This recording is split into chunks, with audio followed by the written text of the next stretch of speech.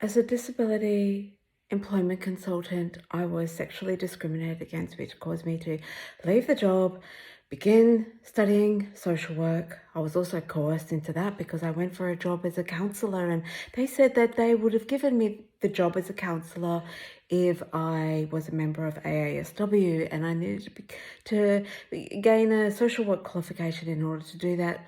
So during lockdown, I decided okay, I'll study for 2 years. What's 2 years when I want to work for the rest of my life as a counsellor? So following this, I needed to, after I had enrolled, Centrelink then informed me that I can't continue receiving the study because I'd already received it. And so then I'm desperate to find a job. I need to find a job fast because they're going to cut my money soon and I've got a family to support. So I end up as a disability support worker. And within 2 weeks, things have got strange there. I report it to the house manager, to the house supervisor, and just the drama unfolds. But because of the coercion pushing me through fear to make a written report about the abuse I saw, the emotional abuse I saw towards house residents, they called in an ex-police officer to do an investigation. Well, by the end of my almost 12 months at this employer, I knew that they had accessed my medical records and my spent conviction, which I didn't need to disclose to them. I didn't disclose that to them because I didn't need to. It was a spent conviction for ecstasy, okay? And then I'm looking at the final report that TAC paid this doctor for. In this final page, he's saying that I am unable to name the precise professionals of my professional contacts in recent years. They were related to her aggression to her children. Now, I don't know what he's talking about. This is made up bullcrap. Then, okay, what else? Her self-esteem has greatly improved, I think, as a result of her successful studies. Yeah, okay, that's right. However, she has not yet come to see herself as able to offer more than her body. Okay, doctor, Mr. Clever Doctor, how is that true? In the last 20 years, thanks very much. Oh, man. So this is what's been accessed by my children's sport, by the non-profits, the disability non-profits, and then full vocational assessment is now urgently needed. Okay, well, I didn't receive vocational assessment. This should begin with career counselling. I never received career counselling. I was just sent to a disability employment consultant, which is the job I ended up getting. Of some depth for maybe a dozen sessions.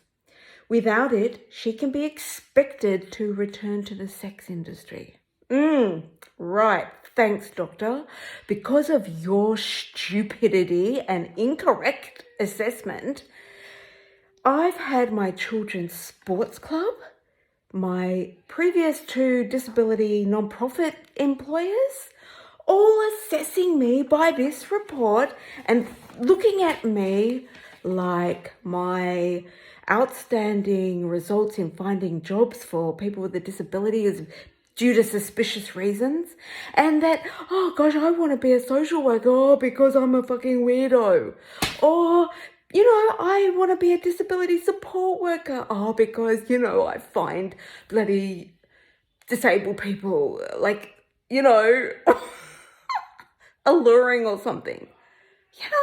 This is what this report has caused people to think. Now, this report wouldn't have been seen if that hypocritical manager from a non-profit that's meant to be fighting for people's human rights didn't try to cover up her colleagues' dubious past by making me look so bad in every corner of my life when I'm trying to rebuild my life after a closed head injury.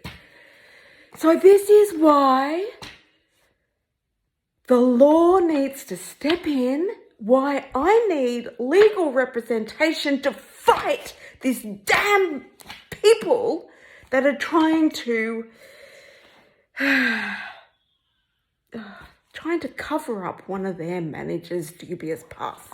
So now the final comment. Finally, despite Dr. Blah Blah's early warning, lump sum payments have been made by TAC with unfortunate results. Well, guess what, doctor? I received a bloody shitty pension. Please don't let this happen again. So they haven't even got the information correct, because I was on a disability support pension. I was on not a disability support pension, a bloody future loss of earnings pension from TAC. And, it's basically a bureaucratic way of reducing state assistance to people who are eligible for TAC assistance after a road accident that everybody pays taxes for. So, okay, they can spend loads of money on people that hold lollipop sticks in the middle of the road, 120 grand a year. Well, you know where your TAC taxes are going. But help people who have had road accidents, injuries from road accidents, and no. Just let them become another number for the industrialized security machine.